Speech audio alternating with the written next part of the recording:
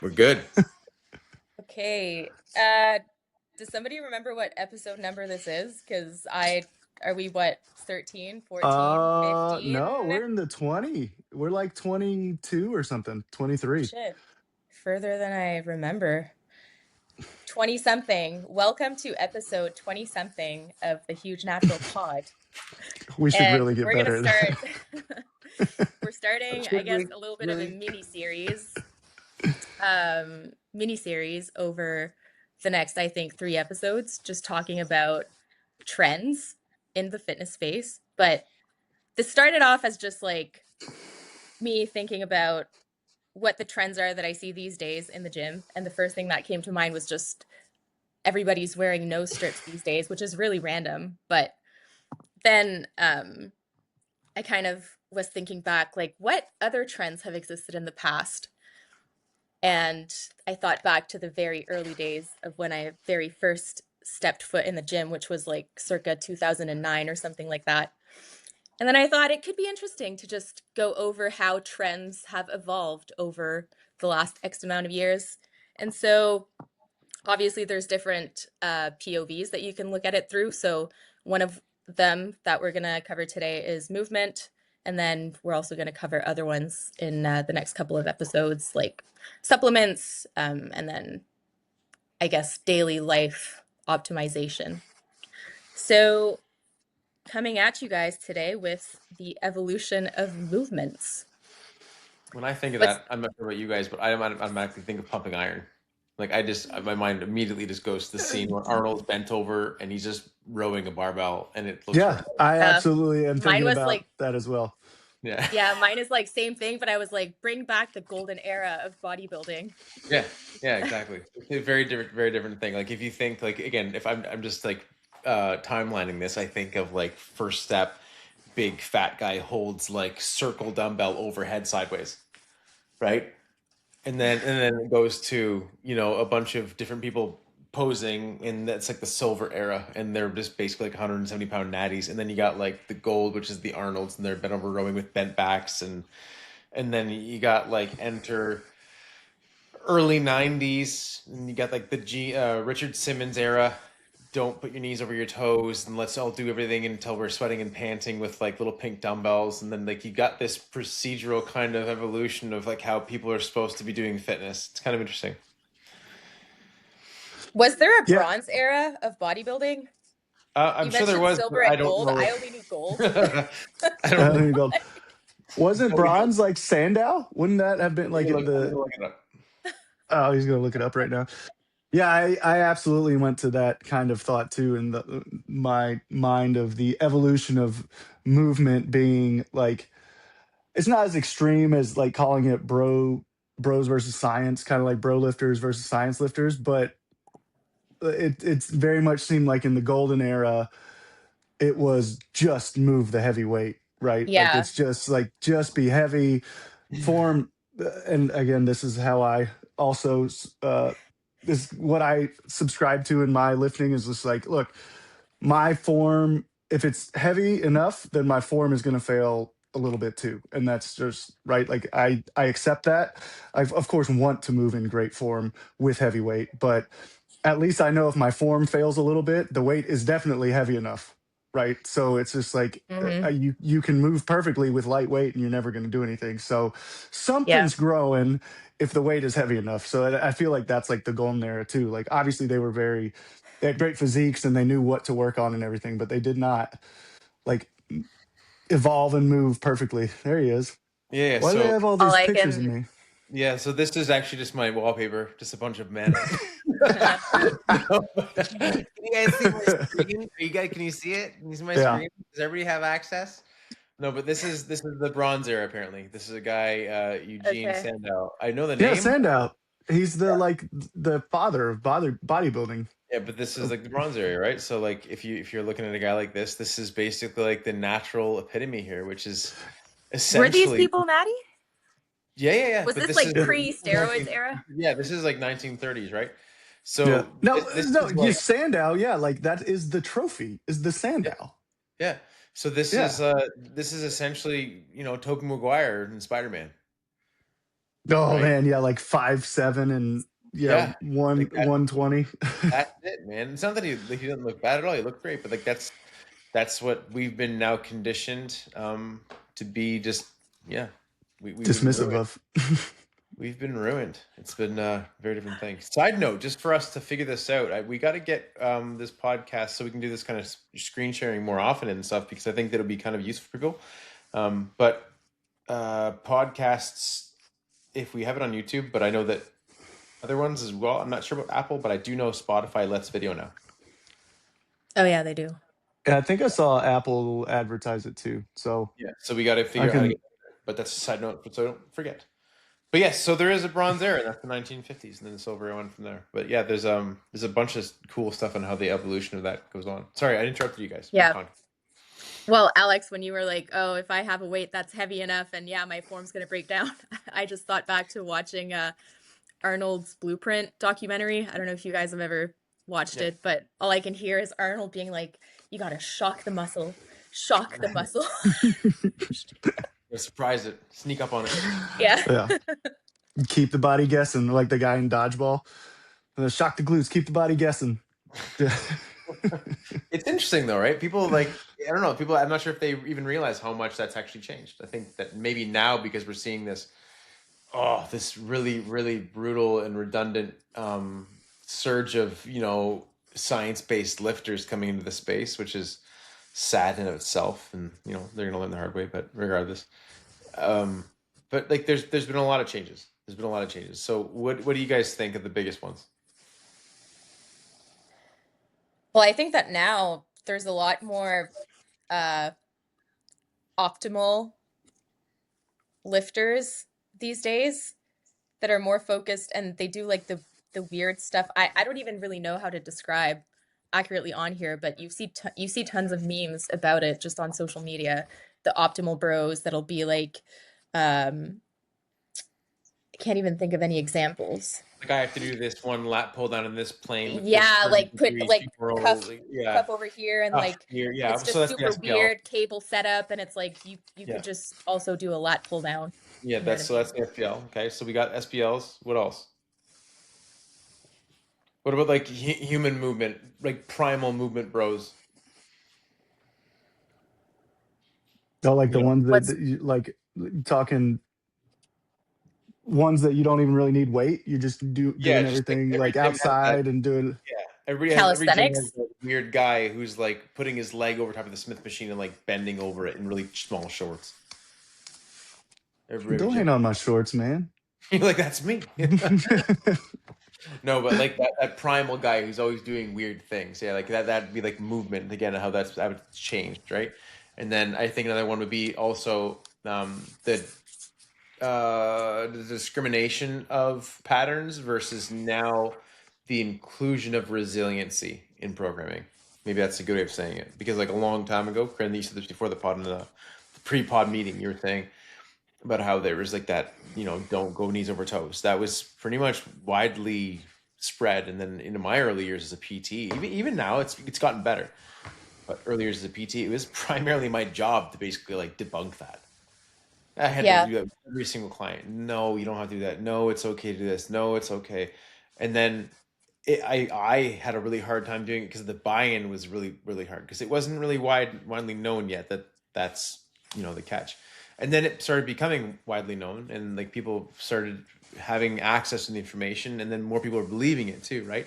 No Yeah. different than now. It still happens. Like a lot of things we talk about, in my sessions or coaching cues, certain things like I'll tell my clients all the time about like pelvis stability and how integral that is for like hamstring growth, and then nobody really prioritizes it. And then look at that, guys like John Jewett are now sharing this information rampantly. And it's like, good, I'm glad, this is great. Like people need to understand that this is information that's very real, whether or not you have 1,000 followers or 100,000 followers like John Jewett. And so we're seeing this come up. But with the knees over toe stuff, it's interesting because it's gone the other way now. Like a long time ago, they were really criminalizing positions, knees over toes, valgus in the knees. These things can't happen. And then now it's actually about let's build resiliency. Also rounding the back. Like you cannot have a flexed spine in a deadlift. Then now there's an understanding of the positions, right? What's that exercise called where it's like you're Jefferson curl? holding the what? Jefferson curl. Yeah. Now people Yeah, are no, actually doing whether or not that. I believe in a Jefferson curl or not, I personally still think it's shit motion. Not because of the flex spine, for other reasons, but the point is that there's been tons and tons of studies about flexation. And again, as long as it's held and braced properly, having no problem with herniations or like that. It's like that's not an issue. It's whether or not there's instability, right? Again, Mm. load superseding tissue tolerance equals injury, right? Load superseding tissue tolerance equals injury. That's how it's always going to work. So then, if that's the equation, right, then what do? You just give the tissue more tolerance. That's all you do. So you exposure is key. Train resiliency, and that's what we found out. So it's really changed that approach. And then you add in an understanding of basic biomechanics. Little things about how like to stretch a muscle properly, how to leverage a muscle properly, then new machines and stuff. So like I think we're seeing a big thing. I could talk about this for hours, so I'm going to go on to the next one. But what else would there be? So we covered a couple there. What else has changed in movement? What do you guys see? Well, I think there's been not a change. I guess it's not a change, but it's like a re-evolution of. You talked about Richard Simmons, and you got to sweat to the oldies, and like make sure you're pumping out sweat and everything. And obviously, with things like High Rocks and CrossFit and all of those kind of boot camp style workouts, that's definitely very back, right? Like it's kind of, I don't know, not devolved back to Richard Simmons days because right, they're doing some pretty intense stuff and they have added weight versus just moving around and sweating, making sure your heart rate's up. But yeah, I feel like that evolution has come right back around because it's just as prevalent as ever. And like I didn't think there was anything other than CrossFit, so I still don't know what High Rocks is versus CrossFit. Is it just a different Yeah. branding of it, right? Like it is what it It's is, right? Like it's a workout, but it's just like, okay, so you're doing CrossFit? No, it's High Rocks. So you're doing okay, yeah, CrossFit? No, it's High Rocks. I Yeah, don't. I'm not sure if I want to be the podcast that talks about this, but Corinne, go ahead. What you're saying? I'm just gonna Google the difference. I was gonna say I don't know the difference either, yeah. but I I've mean, also it's not to noticed I've bring. also just on the topic of trends, I feel like these days Pilates is a huge one, probably mostly for women, but everyone seems to be all about the Pilates and not saying that they're all replacing lifting weights with Pilates, but interestingly enough, there's a YouTuber that I watch who posted a video and she was saying she titled the video, super controversial title, but she's like, Pilates made me gain weight. And in the video, she just explained that she started doing Pilates, awesome. She stopped lifting weights and doing as much cardio, and she gained weight because she stopped, like the Pilates is not enough Yeah, it's not to as intense to. maintain Yeah, the body that she wants. Even though yeah. like subjectively it feels really challenging. I've never done Pilates, so I'm kind of just talking out of my ass here, but it's not enough to sustain the physique that a lot Well, of people want. even that alone, right? You gotta be thinking like if you're taking demand away from muscle, right? Then you're gonna have the muscle shrink, and then your RMR is gonna go down. Now it's not gonna be much, but it's gonna still go down. But also just like how you're using glucose gonna go down. So we can kind of see the correlative problems, right? Yeah. Yeah, you're yeah, it can be difficult to hold and everything, but you're just not taxing the system as much from a caloric standpoint either. Yeah. So High Rocks is roughly 50% more running, making it endurance dominant. Ugh. CrossFit more. Yeah, I'm assuming there's no Olympic lifting in High Rocks. I don't think there is. No, I've seen it like there's a lot of sled pushes and a There's no lot like of weight stuff, right? There's no like snatches I, and clean. I'm like yeah, barbell stuff. I didn't really see. I don't ever see it on the videos anyway. People are saying that it's or Google's saying it's also more accessible to beginners, simpler movements, moderate loads.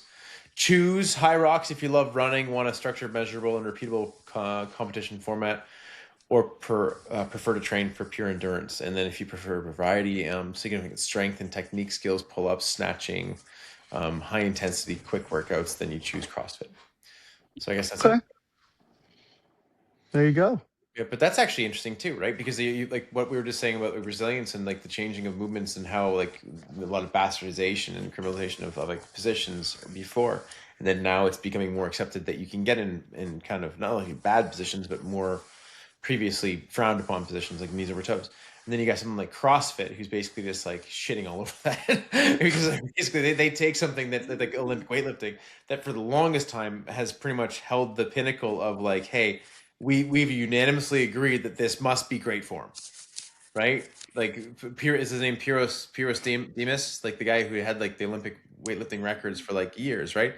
He phenomenal form, and it's always been like you cannot do that sport with bad form. It's impossible. You will get beaten by the guy with good form. And then CrossFit's like, hold my beer. Well, bear watch this. We're gonna crap all over that. So that No. alone is a sport who's just like saying we're gonna throw movement out the window. You guys ever watch the Bro Science Life channel, Dom Mazzetti? Yes, he is They the have one. absolute They have best. one about CrossFit, and one of the lines was like, "We're gonna show you the correct way to do an incorrect pull-up." Right. He It's is the true. best. He's so funny. There actually is like, yeah, it's kind of weird to think that there's actually CrossFit technique trainers. Like, is that an oxymoron? Well, I mean, yeah, you talk about like the toes to bar and like the swing. Like Like kipping we'd have to, pull-ups and shit. yeah, we'd have to ask Mike about it, right? Like we need to get Mike back on and be like, all You right, better Mike, not see this podcast where yeah, yeah, give it That to could us be straight, man. interesting. 'Cause that he's done the powerlifting and he's done the Yeah, bodybuilding, he's and done now everything. he's super into CrossFit. So Yeah, he would Mike have is. some interesting I, takes. I would say he's done CrossFit the most. I think he likes it, man. Which is weird because like when I knew Mike, it's not that he isn't capable. Mike's one of the most capable people I know. It's just that he always seemed like he was more into powerlifting. That's where his heart was. And maybe it still is. I don't know, but like he just seems like he's done the CrossFit thing the longest, and he likes it. And I don't know. Mike is he's good at everything. He could apply himself to anything. We should have him back on sometime. He Yeah. really Yeah. did last time. But what I want to know is like, what do you guys see in the? Let's talk about the bodybuilding community first. What's the biggest thing you've seen, even just in our own time in the gym? Because like, I'll start like the thing that I've found in just my limited time in the gym space, in terms of the evolution there, is that there has been a big change in. I think it starts maybe with intentionality with the gym in terms of hyper optimization, and I've seen it. Maybe that like the core of this comes from people wanting to get results faster, but not in a good way. Like we all want results faster, of course we do. Like from the second I walk in the gym, I wanted big pecs and big biceps, right? Like that's like every single guy's goal the second they walk in. But I didn't try to change anything. Did you, Alex? I don't think you did. Like you didn't try to change anything so it could happen. You just worked harder, right? Yeah.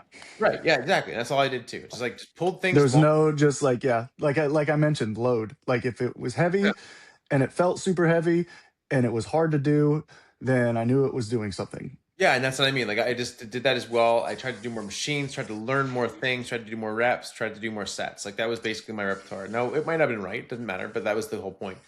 And then now I'm seeing the hyper optimization. I'm seeing people go in there and almost like they're missing the forest for the trees, right? And they're like going in and being like, oh, all I need is this lat thing, like Corinne was saying earlier, with like they're Zach Galifianakis with like the numbers all around him, that Yep. meme, and they're like lat pull down in this thing, and then they're critically unaware that their shoulders like internally rotating and dumping interiorly. It's like, bud, you're not getting what you think you're getting. Like nothing happens. Like you're getting more jaw movement down your neck than you're actually getting any type of depression of your arm. Like there's nothing's happening. And so like I'm seeing a lot of that. I'm seeing a lot of people get overly obsessed with positions, and I'm seeing people get obsessed with something that they think they know, and it might just be like the Dunning-Kruger in full effect, and they're missing the picture. And like I feel like this might be something that I probably hold a little bit more personally, because I came from that crowd just like you, Alex, where like you're a natural guy, you push really hard in the gym, and I responded quickly too, right? I went from like 150 pounds to like 180 pounds within the first like 4 to 6 months. And like these natural SBL guys are not putting on that size that quickly. Like they're Right. simply not. It's like there is a point where the results do need to show. Yeah, exactly, right. And it's like, guys, like if it worked, it would have worked by now. It would have worked. And it's like, I'm not saying that it works indefinitely for all of us. We all come across roadblocks. But that's the thing I've seen with movement. So there's my 2 cents. I think from my time, like getting more sophisticated in the gym with movements is I like learning more and getting better, and my evolution of movement is actually now so much simpler, right? Like you don't need all these crazy attachments. Like my programming might be in total over 5 days, what, maybe 15, 20 exercises, and it just doesn't change. Like there's no reason for, almost in the SBL kind of community, like all the different ways to do something or the perfect way to do this and all this. It's just like, no, just simplify it down and go in there, do these same 20 boring movements over and over and over and over and get stronger at them. Yeah. So that's like the evolution of movement. You think evolution is the word, like everything gets more complex and more, animated or more sophisticated. It's like, no, my evolution has been, everything is just getting simpler. Like you dial it in instead of expand so much in the evolutionary sense. Yep. Yeah. One thing that I kind of noticed, and maybe that's not necessarily like evolution of movement patterns, but before, I think people were a lot more uh volume focused, as like, I'm gonna do 5 sets of 20 on everything. And Oh, now I see a lot more people gravitating to two working sets, which is good, right? I'm not sure that they know why they've migrated from four No, sets right. to two that's sets. the problem. You're just picking a number. That's the biggest thing, though, right? Like But anything's right. That's what they're missing. Like, any answer is the right answer. Just tell me why.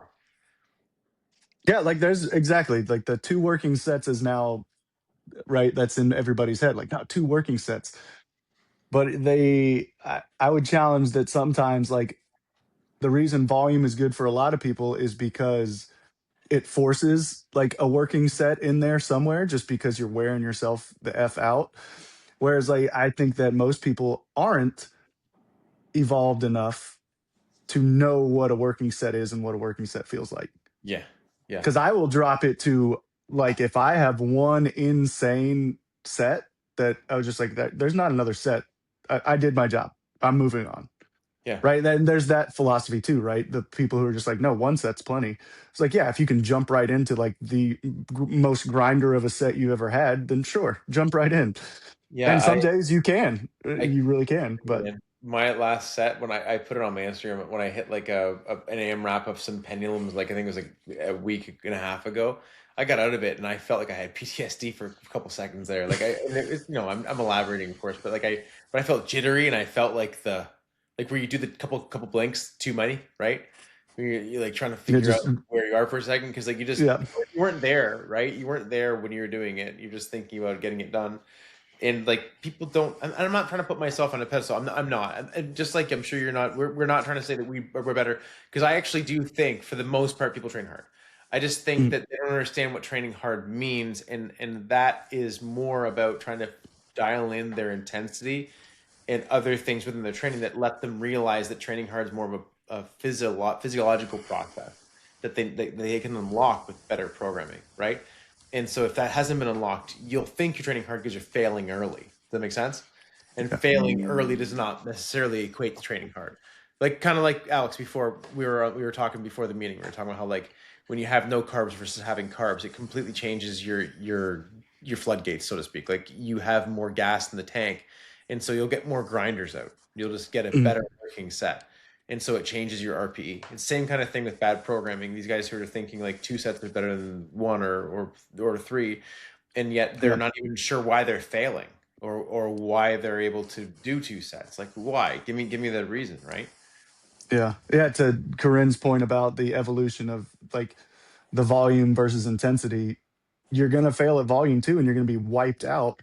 But like from a muscle building perspective, it does seem, yeah. And whether they know why or not, because I'm not super educated in all of it. Like I know what it feels like to work hard and stuff, but I'm not going to be like, this is perfect for any given person. But there definitely has been an evolution, I think. And again, maybe it's just my algorithm that feeds it a little bit more, but there's been an evolution in, yes, the volume was great.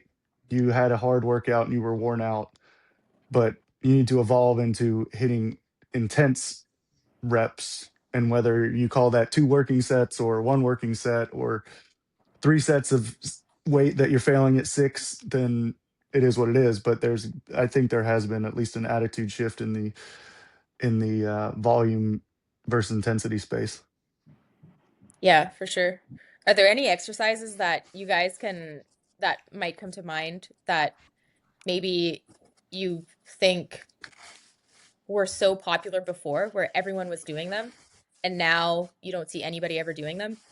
Yeah, barbell rows, stuff like that. Just because that's been ruined by the SPL crowd. That's again, if we're talking the last like year, especially that kind of stuff. That kind of stuff's gone down. We can probably go through it. Like, if we were to start along again, I'm talking MySpace just in terms of that since I've been in it. It was popular to get strong at squat bench dead, right? Yeah. I genuinely never see anybody squatting anymore. I was just thinking that earlier, Yeah. just on the topic of knees over toes thing, because I was like, yeah, so there was the don't go below parallel because that's bad, getting your knees over your toes. And then there was the no, that's fine. But then now I'm like, I don't really see anybody barbell squatting in the gym anymore. No, and the funny thing is that they're actually choosing like crappy like other patterns. Like they'll actually choose like the V squat over the barbell squat. And I'm like, I don't think you're doing what you think Yeah. you're doing.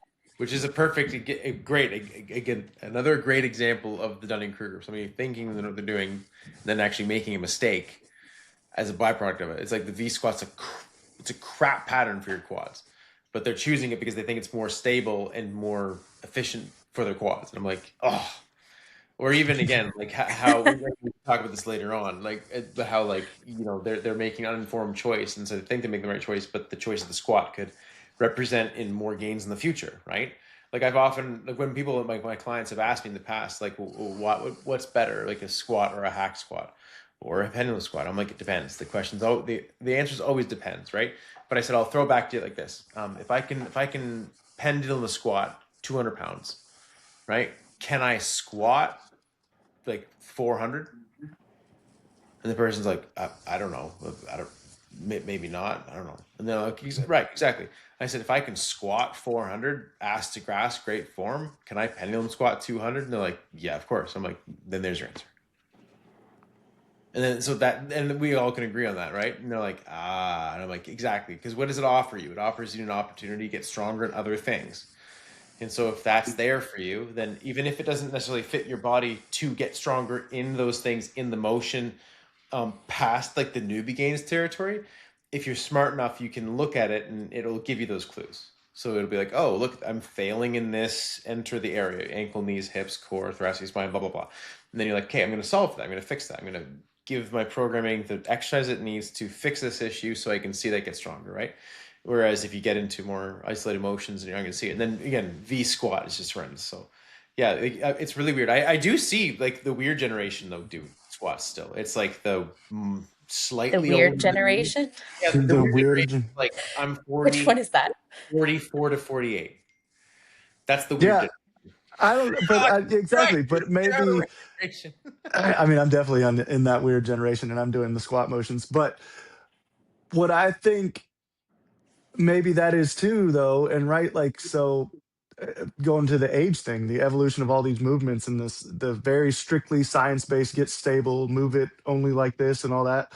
Whereas now that I'm at that weird age, and I'm thinking about not longevity in a like cardiovascular health sense, but longevity in a walk up the stairs, go on hikes, kind of like you were talking about, Corinne, a few episodes ago, with like, watching parents get older and all that kind of stuff. You want to be as independent as possible. So Hmm. I do the non-perfect bodybuilding movements like a squat, right? Like it does so many things, but if you wanted to isolate something else, of course there are different exercises. But I'm doing those things more for long-term independent stability, because if I just do machines all the time and I get right like the very targeted muscle growth for each individual muscle, I could do an amazing job. It still doesn't mean I'm as stable as just doing a squat, right? Like as in my own internal stability is not going to progress as much, and so therefore longer in life I could actually be at a disadvantage because I haven't worked on my own movement patterns. Even stability, man. Like even stability is something people don't understand, which is why it's changed people's movements, right? Because they keep on thinking that stability is machine, but it's like a machine can never make your body internally stable. That's not Right. how it Like I works. can have the biggest quads, the biggest ass, the biggest biceps, the biggest everything, and walk around all wobbly because I have never trained a my own stability versus everything in a machine, Correct. right? Yeah, yeah. And those things will never be fixed by some kind of board against your back. Right. I think that the words need to get better for some people, and like when us or people who have some kind of education understanding in this field, when they hear this, they'll get it. They'll get it, right? So they'll be speaking our language. So the problem with the words is that other people need to have other words so that they don't get misconstrued, right? So maybe the words need to change from like stability of position to like fixed path. You know what I mean? Like a hack squat isn't more stable than a barbell squat. It has a fixed path, right? So I'll throw this at you. Like I Mhm. was thinking this today about how sometimes when you look at stability, it might be better to look at it through understanding of hypertrophy. So I had this conversation a couple times today because I was really, I was like, wow, blown away when I had this thought. And it was that like when you look at hypertrophy, when does hypertrophy happen, right? When we get a slowing of contraction, right? Slowing of contraction, hypertrophy. So then what happens, and Corinne, we talked before, what happens when you're going to get that slowing of contraction with somebody who doesn't know how to exercise properly? You get compensation, right? If you have an instability or you have a person who doesn't want to go through the discomfort, you get compensation, right? So if you can visualize that, Yeah. that's the guy doing the curl, and it's like you're squeezing, and then it's like, "Ah, ah," and he just throws it instead of going through the discomfort. And people do that all the time. Just go people watch. You'll see it all the time in the gym, right? And I hope people saw me do that so they can actually see it because they can watch themselves do it. Because they could, you're just looking at the one thing, and Pat Davidson has his own app. If you guys want to check him out on Instagram, Dr. Pat Davidson, where he actually has the app that tracks your reps and actually records your reps so you can see the rep slowdown, which is brilliant because people need to That's see cool. that. And it also tracks your own leverages, and it has like, it puts you into like a biomechanical framework. So it actually shows your joints moving so you can actually show it moving around. It's brilliant. Most people would never utilize it though, right? Because Yeah. you're not going to want to see those things because then It's like, again, oh, I saw my shoulder roll on that curl instead of just the bicep. Like it shows they're not going to want to like see you it. Then they're going to be like, see, I right. can't do it. Because the last thing, you know how I know somebody doesn't know how to work hard? They say this one sentence. How? I'm Well, they said trying. it in a sentence. No, well, yeah, that's how I know. Yeah, yeah, yeah. Of course, that's another way. Another way though is that they tell me that they killed their workout, They killed their workout. Oh, I Oh, killed it right. today. killed it. Whenever somebody tells me they killed their workout, I'm like, you don't know how to work hard. It's like seriously, immediately, I'm like, you don't know how to work hard. I've never once said I killed my workout. Every single day I get out of there and my workout killed me. They handed my ass back to me. That's how it works. Right. Because you're not there to kill Yeah. your. If you're there to whip your workouts ass, you're not working. Yeah, I get, yeah, that's a good point. It's Like like a straight. you haven't worked hard enough if you're Yeah, happy. North right now. But yeah, what I was saying though is like you get this concentric slowdown, right? So then if it's compensation, what's happening? And so if we're looking at like trying to get hypertrophy, what I was saying to you about stability or fixed path, and that's why people don't understand this. This might be a little more nuanced, but like we look at stability a little differently. And this is what came to my mind for me. Take a barbell with what are the things called? The camber bars. They sway, right? You know, barbell back Mm, squat, camber bar sway. So what does that? That's inherently unstable, right? We're in agreement. So that's unstable. That's literally the opposite of what Yeah. hypertrophy is showing for you to do. But guess what it does as a byproduct of being unstable? it It teaches you makes you stability. It stabilize. forces you. It It forces your own stability. reinforces stability of the position, right? And then guess what happens, or rather cannot happen? The very thing I said will happen, right? So I said if you contract and it slows down, what happens then? You get compensation if you have an instability, right?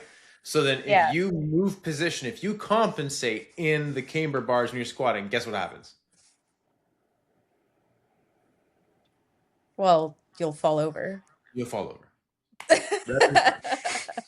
No, but it's true. That's what I'm trying to say. You'll fall So over. it just 100%. trains you to be more resilient to any Yeah, but like that's what I'm trying to say. And so, external factors that would happen in yeah, the actual motion. So that's what I'm trying to say. Sorry, that was long-winded, but my point in saying that is like I think that's brilliant in the fact that it goes against everything because what it takes into consideration is the human going through the event. And so you can have somebody who goes into a fixed path thinking it's more stable, and the whole time they're moving their joints around, they're not taking it through full range of motion, they're moving things in ways that they shouldn't be moving it, right? Or I mean, not even fitting their body, but they're thinking stable because it's a fixed path. Then you go to somebody else who's like, I'm going to use this incredibly unstable position, but because the unstable position actually reinforces stability because it denies compensation, it actually upregulates stability and makes them perform better. So you literally have a flip-flopping of ideals, right? Or ideologies, rather, sorry. And like that changes the whole event. So like what kind of mind fuckery, right? And so that's a great example about how that things have changed in terms of like how movements have changed in the last little while. Because you know who would have used camber bars? West Side Barbell, right? Yeah. When was that a thing? Nobody talks about West Side. That was like 10, 20 Yeah, years not ago. anymore, right? 10 years ago, it would be like a long shot still. 20 years ago, right? Louis Simmons, guys like that, right? Now, that's totally not optimal. Tell me how it's not optimal when the guys are all squatting 1,000 pounds. When they're Yeah. huge.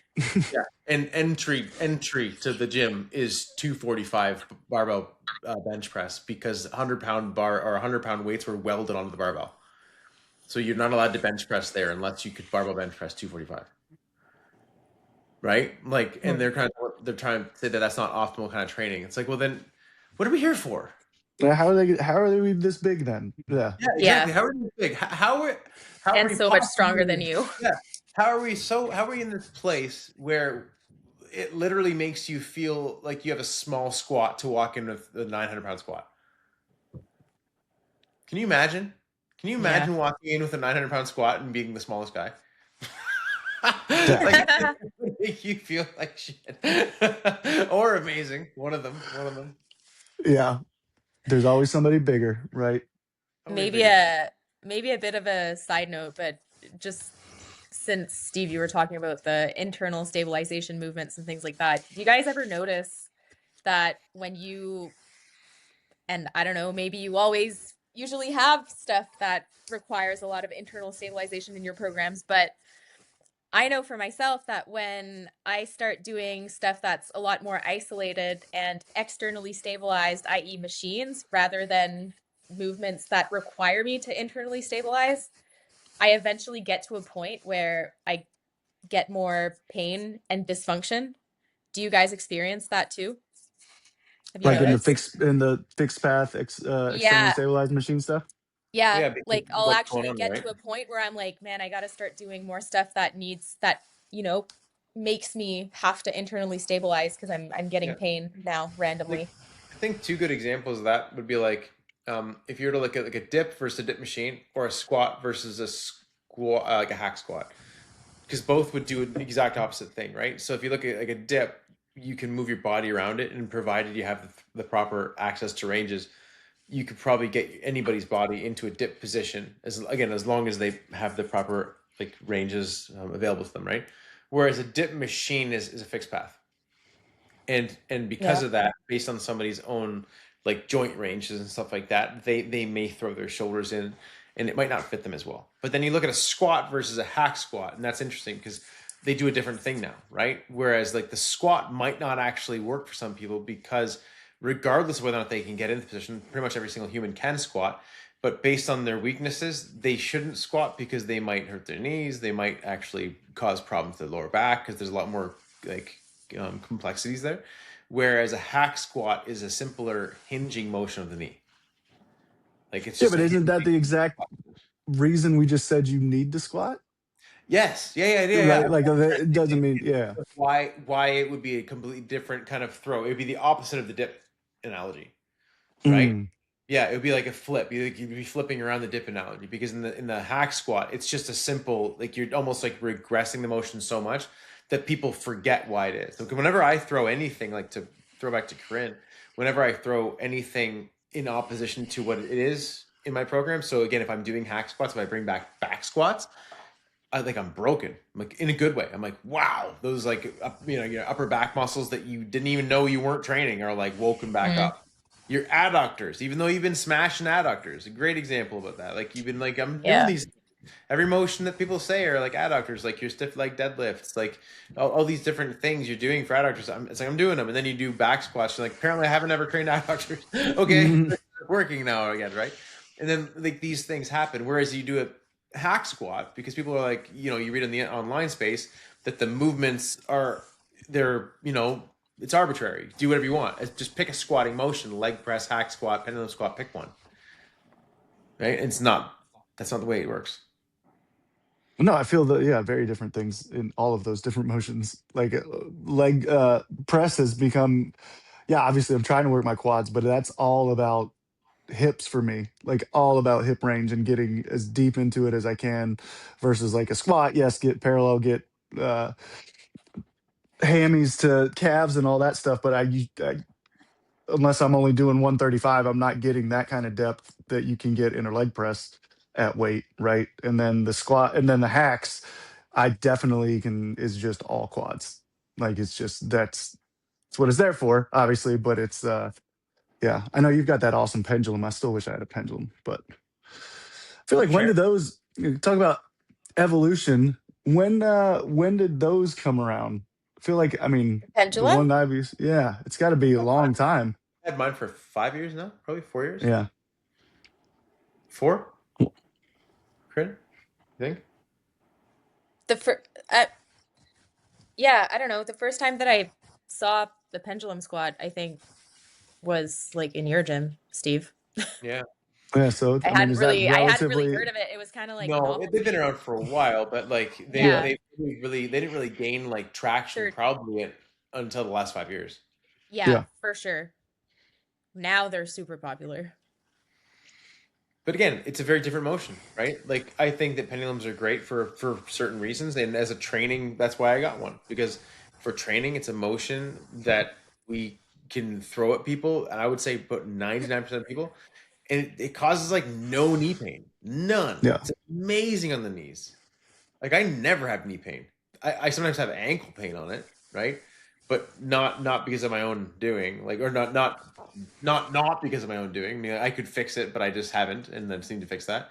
But like that's the catch, right? So it's like, what do you do about it? But then you look at like a leg press, and like leg presses are crap at best in corporate gyms everywhere, right? The leverages are all off to be effective.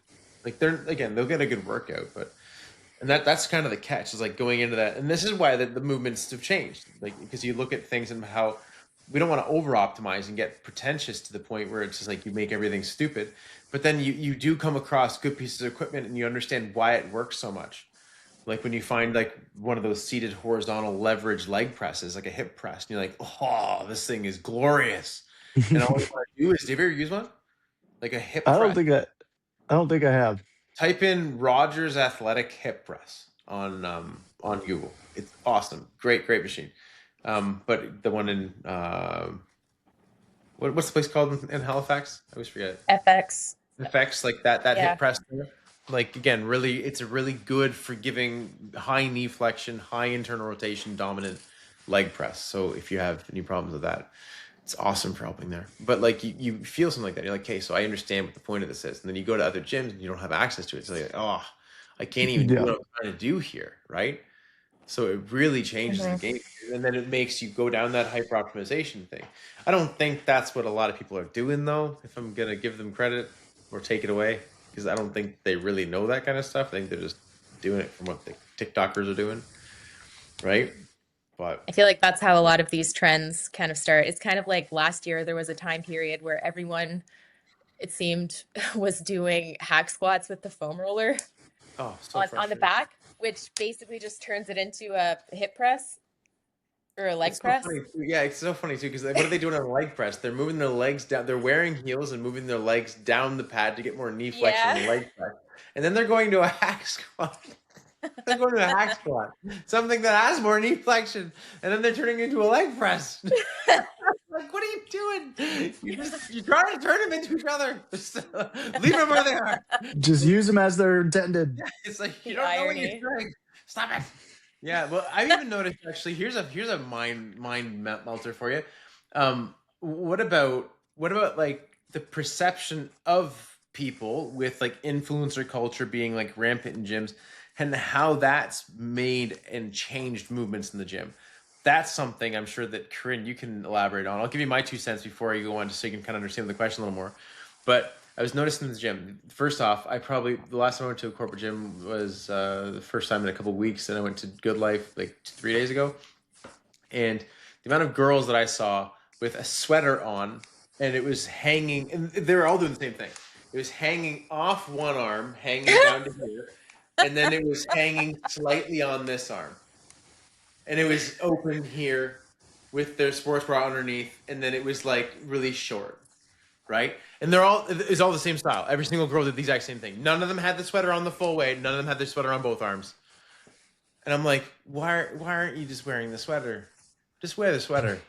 They like, We're saw not their wearing the favorite sweater. influencer do it. yeah. So And now so they're doing it here's the too. funny thing is that then you see those girls do that, and then they go up to like the rack and they grab their dumbbells and they do lateral raises like that. And then what happens is then you see other girls do lateral raises like that. Yeah. Because you're like, okay, so that girl looks like that because she's She's a wearing gym tights. girl. She's She knows wearing what she's fitness doing. clothes. Yeah, exactly. See? So take it from here. Take it from here. I can corroborate what you're saying. Corroborate and elaborate.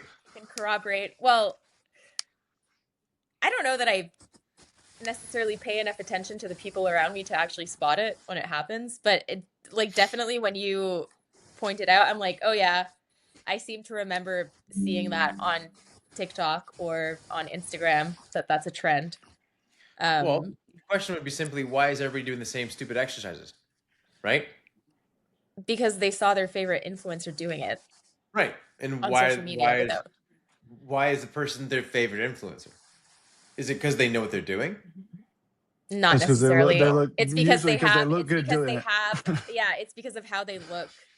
There you go. Like But it's define how they literally look. just because of What how does they how they look. look mean? Because it's not even So aesthetic. It's not quite even aesthetic. It's fashion. Right? Because it's like fashion and it's angles, it's angles. deceiving angles. That's what I mean. Listen, I use It's deceiving like angles essentially all the wearing time for these shapewear biceps. and manipulating lighting to look a certain way and the angle that you're filming at so that you look like a perfect hourglass figure when you're doing whatever, when you're doing a fucking lateral raise and you're showing off your ass. Mm-hmm. So Yep. that's the idealized version of who I want to look like, and that's what she's doing, so I'm gonna do it too. Yeah. And then it just propagates. So then what movements have become more popular in the women's space because of that? I mean, I would say honestly, from experiences, lat raises for sure. I mean, it's. I know we just literally talked about it in the example, but lat raises are for women have definitely gone up. One that's And again, trending. I love lat raises, so I guess I can't hate on them. Get some big shoulders, but Yeah, um, that's one yeah, of them. I see a lot of girls now doing cable step-ups yep. now See? as like their number one glute builder. Wait until they find out it's the same as a leg press. That'll blow their mind. I mean, you've got the tried and true. I guess if we're sticking on women for sure, you've got the tried and true. Like Like kickback, glute kickback, but even just the uh hip thrust. like Smith's machine hip thrusts, and those kinds of things as like This absolutely has to be part of it. I'm just realizing this could quickly turn into a podcast just a little bit how Instagram has changed gym culture. That's part of the Oh my evolution. God, yeah, it Yeah, 100% no, but it's has. true because like if you look at that, like even how people are programming, people will program now based on what people think. Again, favorite influencer tells some or inspires somebody to go to the gym. That person gets a coach. Now that person expects the coach to have certain program things in there, and the person puts certain things in their program. They do certain things like a glute thrust into a cable step up, into a booty kickback, into a glute thrust, into some other kind of single leg side, I don't know, dumb shit. And then they don't even realize they just did like 5 of the same motions, maybe with one difference. And why? Well, because they saw the person do it. So it changes intention, right? And then it changes movement. The thing I've found as well is that it's normalized not working hard. It 100% has. Like I don't see the girls who do Yeah. work hard. You can see it immediately. You don't have to actually look at their workouts. That's what I've noticed. I can actually see it immediately because you can see it on them. You can see muscle. That's the catch. You can see muscle, right? And otherwise, what you see is you see clothing and you see fashion, right?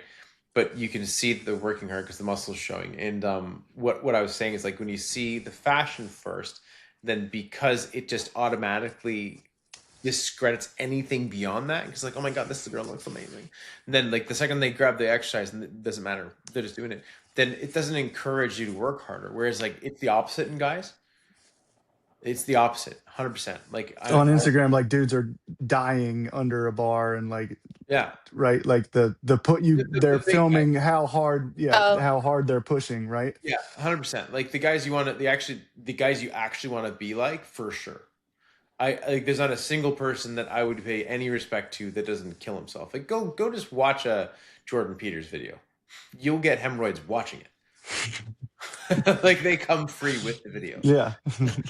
Here's your case. No, Yeah. I'm not even kidding. There's a video today of him shoulder pressing an Atlantis shoulder press machine that goes like that. I think he had, I want to say 10 plates aside on it. Whoa. And every single Yeah. one, he's a rhino. The guy's like just a rhino, just a massive behemoth of a man, just gigantic. That is an absolutely good point. Like, because, right, even if the guys are sporting some type of fashion too, right? Like, there's a lot of clothing brands for guys out there too. Yeah, but we don't But care. their, yeah, exactly. But their videos are like the rep slowdown. Whereas, like, every influencer female that I see, Yeah, the workout looks very smooth and everything's easy. smooth. Like, Everything's these smooth are, and easy. And again, yeah, it encourages you just to not do that, and then it also just encourages just the workout. Just do these exercises, right? So it just completely changes the movement. It changes. It encourages certain execution, sure, maybe, but based on camera angles, usually. Like the execution is usually how to get your ass in the shot, right? And that's then my it's weird. execution. It's avoiding all these new movements are actually they have one thing in common, which is they are actually consistently avoiding hard work. They're always avoiding hard work. Like I was saying, like a cable step up. Honestly, when your foot is in a crappy thick foamed Nike that has that thick foam on top of a crappy Life Fitness bench that's barely holding together, and then on top of that, you're holding onto an unstable cable. How hard can you work? Right? And then not. you compare that to the same motion happening in the hip as a single leg press. How hard can you work? Make your brain bleed in that thing. Your brain, yeah, Yeah. your brain. If you're pushing hard, if you're actually working hard, your brain or your kneecap is coming out, right? Pick one, 100%. And it's like, so that's the thing. It encourages the opposite. And then the men culture. The funny thing is, I said this to a client earlier today. I'm so glad I could say it again. But how like, but how when you look at that, like the whole Instagram culture, how it encourages you to look at those people for advice, and then it actually makes the right workers, like the right people in the gym, almost a little disdainful towards that. Like I'd imagine that it's a very off-putting thing for a person like you, Corinne, to be in there because you're like, fucking people, just get out of my way. I want to lift heavy, right? It's the opposite for guys. Whereas like if we go into the gym, if I go into the gym, I'm not, I'm gonna take my 1 second of arrogance here. But if I walk in the gym and there's these arrogant guys filming, the bigger guy wins. That's how it works. So it doesn't matter what they're doing, doesn't matter what they're wearing. When I walk by and I have a bigger back than them, I'm in charge now. That's how it works. I'm in charge. I'm in charge. That's how it works. This is my That space. will be Yeah. guy code forever. Nobody can take that from you, right? And that's the catch. Whereas like that's not how it exists in women culture. It's not. It's I don't know why. Why do you think that is? I mean, as Corinne thinks on her actual woman's answer, I would think that like, it's because it's not about, it is, but it isn't, right? Like, guys' culture is to get bigger. And women's, while that is the case, that's how you have to grow your muscle to show your muscle, right? Whether it's glutes, legs, whatever. Uh, I don't know that that's like the true mindset, is to just get as big as possible, right? Or So to work as hard as possible, right? Yeah, it's not. At least I don't think. I'm not in that camp, but just right, but from I what think I in observe, general, it's yeah, much more, it's much more of just like a social, like fashion show, like gym baddie persona that girls want to embody. And versus they've getting yoked yeah, So the guys can try to basically. show it, right? The guys can try to show it, but it doesn't matter. That's what I'm trying to say. It doesn't matter, and that's what I think is going to come crashing down with the SBL community soon. It's going to be completely like, guys, like it's not working. I don't care if it would have created amazing physiques. It would have created amazing physiques by now. Like there's ways to progress this kind of stuff, right? I want to go back to something because we're going to rant and we're going to change the podcast too quickly.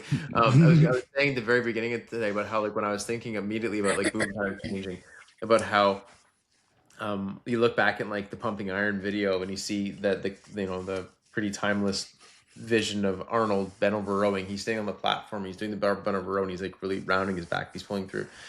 Like that's funny, right? Because like you look at that and you bring it back to today, and somewhere between now and Pumping Iron, that was like criminalized. That's Mhm. horrendous form. You shouldn't do that, right? And then it kind of like got brought into some light, and people like Mike or were like, no, deep stretch, bro. Deep stretch grows the muscle. And then people were like, I think you're on crack, Mike. And then it turned out he probably was. So they then kind of disavowed his opinion too. And then it turned out that it might still be bad form, but not for the same reasons, not because of like, and that's kind of cool because of nuance, right? Being like before people thought it was bad form because you can hurt yourself. Like you're gonna round your back. But again, tissue tolerance. If you've done it with certain, like Yeah. if you brought it up, you're probably not gonna hurt yourself. And we can pretty much throw every single mechanic and farmer under the bus there. Otherwise, we'd have no mechanics and farmers because they've been doing things wrong for God knows how many years, and they're holding that fort strong. And none of them are Yeah. broken. We'd have no mechanics and farmers.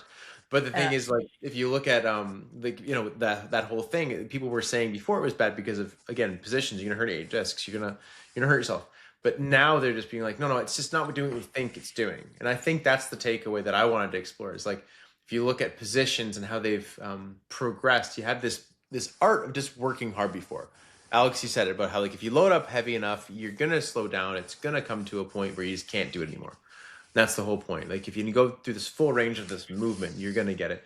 And that's something that like that golden era of bodybuilding understood. It's just like muscles are in this motion, in this back row. I definitely know it's not my calves. It's probably not my triceps. It's probably not my abs or my chest. It's gonna be these ones, right? And then it got hypercritical, and then somewhere along the line the movement became more focused on like, no, I want to exactly develop my iliac lats, and so I'm only going to do this thing, but they missed right. the trees, yeah, right. And it starts getting down that pursuit, and then now Yeah. we're like, well, yeah, but you're missing the opportunity to expose things for what they are, and then you can make more intelligent choices. And sure, if you still want to increase that, or sorry, include like a motion for your iliac lats or something like that, do it. But like this is beneficial too for other reasons, and that and I could elaborate on that. Like simply put, a barbell bent over row. Where do the muscles in the back usually, like where do they originate? The spine. So if we know they originate the spine, what might be kind of beneficial for us to make sure is stable as hell? The spine. So then, can we train that better in a barbell bent over row, or can we train spinal stability better in a lat pull down? Right. You It's got like, to stress that yeah, actual spine. yeah, that Yeah. reflexive kind of tendency of the spine and seeing how resilient it is. It might be better to view that in barbell row. So it's like, come on, guys. Like, when did we forget this stuff? Like, it sometimes takes a couple of generations, seems, to go back and realize like there's a reason why they looked at that. And you can even look at it. I would encourage anybody who hasn't seen Pumping Iron to go watch it. And just there's a scene in the movie. I don't know the one bodybuilder in it. He's like a blonde guy. A lot of the movie actually focused on him. There's a scene Oh, where he's in the I think lineup. You know what I'm talking about? I Yeah. think I can picture him.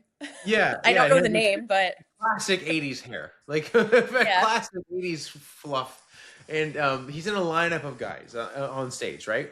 And I even brought this up to Ben, and I was asking him, I was like, why is it that all the bodybuilders from the 80s had the very swooping backs? They all stood like that with like their lats out, not really lat pulled out, like lat spread, but it's like lats in pocket. Why did they all stand like that? And he's like, it's because they didn't use machines. He said like now everything is like hyper extended because you're leveraging into pads. And then how do we fail in positions with pads? We fail in extension of the spine, right? Whereas before they'd fail like this. They'd fail in the lats, like depression. Like they'd fail by almost like crunching down, and they'd develop these lats, so they'd stay internally rotated. And then on top of that too, they're doing tons of barbell bench presses. So they'd still have the big bench, they'd still have the big chests, right? So like they had the best of both worlds, but they'd never really have the density in the the specific areas like we have now. So anyways, my point with that is if you go back and watch that movie, you can literally see the difference in how the muscularity looked and how the people looked in their backs in that shot alone, because every single guy had the same back. It was like copy paste for like 20 guys in a row on stage. And then if you go and flip forward to like Generation Iron 2, and you see Generation Iron, you see these guys on stage, the exact opposite. None of them have that swooping kind of like Arnold-esque kind of rounded lat look. Mhm. Yeah, none of them have that. They're all very like head forward kind of thing. They all have big traps. They all have like they're very dense, but it's not the same. It's very different, and you can definitely see that movements and how they're training their backs are different. Nobody's doing pull-ups. Nobody's doing bent over rows. Like this evolution of how people are moving. It's completely 180. It's wild. Yeah. It's all the machine stability stuff. Yeah. Right? I definitely think that I feel like there's something to take from every era of the evolution though. Like in the golden era or like the Arnold era that just like lift heavy weight, bro, and it doesn't really matter if the form's perfect or not. That's still kind of true. You should probably still do squats and things that require you to internally stabilize just for your general health and mobility. Like that is always helpful for that. And also to get gains when you are in externally stabilized positions like you are in machines. And then the what do you call it, Steve? The SBL? SBL. Yeah. Is that I literally lifter. only Sci- clocked like 3 minutes ago that it means science-based lifter. Is that what that okay. Yeah. Science-based lifting. Yeah. Yeah.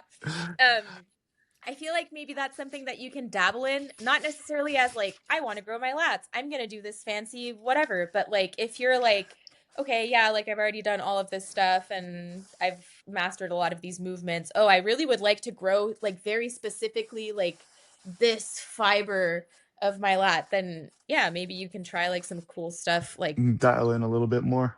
Well, yeah, I the don't know. problem with that kind of mentality, though, no matter what, is that in everything. That's why there's not one. There's never going to be one, because they all kind of feed into each other, right? Like in the beginning, if you just pick up a barbell and pull it, you're going to grow. Why? Because none of those muscles have been trained, so they're going to get some tension. They're going to grow, but then they're going to slow down with that growth because it's not isolated enough. And then what's going to happen is you're going to go down this isolation kind of train, and you're going to pick better positions. And maybe if you're smart enough, you'll find better leverages as well, right? Things that lend better to your body so you can get specific demands. So you can work hard and put certain muscles. And even certain muscles is still a bias on usually the bigger muscles, right? In again, positions to make them grow. But then if you go really far, you have to find even more specific positions that actually just not really only bias, but really point out, and it's based on like whether or not this motion is shortened or lengthened, or if it takes advantage of a certain profile that helps you work harder and only tax this muscle. But also it's like, how do I put myself in the position so I'm not including other muscles, right? Like we were saying the other day in a session, Corinne, like the rear delt, right? If we understand like the rear delt is responsible for that articulation of your arm, then what we don't want to have happening, it doesn't mean it's not working. This is the confusion here, right? What we don't want to have happening is we don't want to have any scapular movement or any thoracic extension happening during it. Why? Well, because it's not what the rear delt does. It's not that it's not included though. That's where the confusion is. And this is a great, Alex, I haven't told you this one yet, but you know exactly what it is. This is a great science-based lifter problem. It's like they're all saying like, oh, you get enough rear delts in like as long as you're doing like pulls. Like your lat pull downs, you're fine. As long as you're doing your lat pull downs, frontal plane lat pull downs and wide grip T-bar rows, you get enough rear delt activation. There was somebody who actually did a comparison video on Jeff Nippert when he got into the SBL stuff, and he said the same thing. And they took a picture of him with his rear delts before he got an SBL and after, and the before was gigantically bigger than the after. They were significantly smaller, right? Because he stopped training them. Right. Because he started. It's almost, yeah, it's like oxymoronish because you think SBL and you think specificity to the max. Where but it's not, because again, the great example about earlier too, but the word is wrong. Like, it should be shit-based training, right? Because then they don't understand what they're saying, because it's like it's science-based because they think they know what the science means, but what they're seeing like an EMG on the delt, and the delt is saying activation through a row, which is not wrong. But how do we grow a muscle? You have to have the force velocity curve come in. You have to have a slowing of contraction. What did we say earlier? If the slowing of contraction happens, then we get a compensation. The muscle stops slowing. Right, we have compensation. Something else has happened. So if you're doing that row, the second that like basically your arm stops traveling and then there's slowing, your lat turns on. So it's no longer experiencing high degrees of mechanical tension. So there you go. Growth signal has stopped. Right? It's gonna fail somewhere else. And even if it's your upper arm, it's gonna be your bicep or your brachialis is gonna take over, right? Something else is gonna take over. And so when we know these kind of things, that it should put the SBL thing to shambles, because when you get your body into a position that actually lets you elicit a certain response specifically, it's like, come on, guys, this isn't rocket science. But we used to know that. We used to know that. There's videos of Arnold talking about that kind of stuff. Oh, you do this for the lower chest, and then you talk about that with everything, like the anterior, like, hell of a voice. He's talking about everything. The accent. Yeah, for everything, right? He's like, this for this. Yeah. He has like 1,500 different examples. Yeah, I'm like, boy, that's chest day. Like, that's like 15 exercises for chest. You this, and then you got this, and you got this.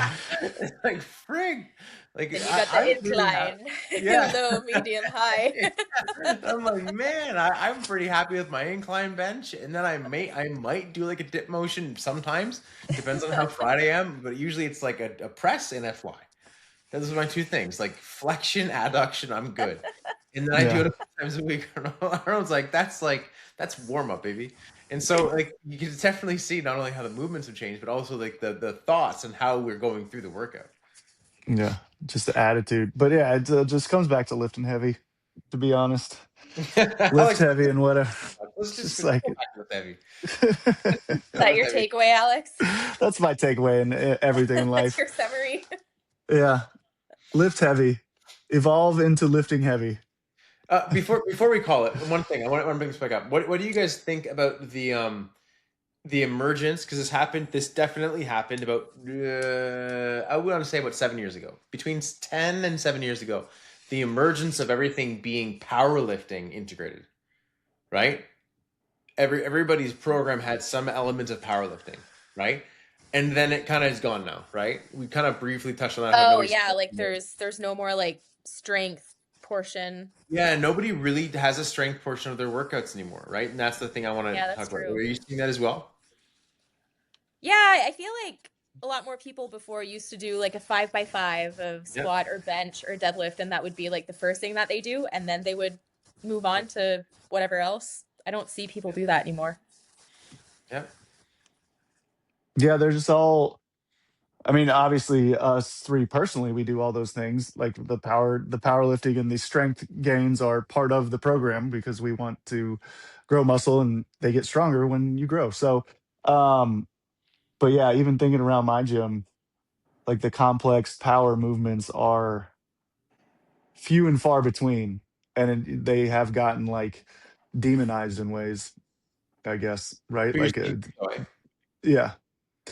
I don't really see people overhead press anymore either. The only people you do are people who shouldn't.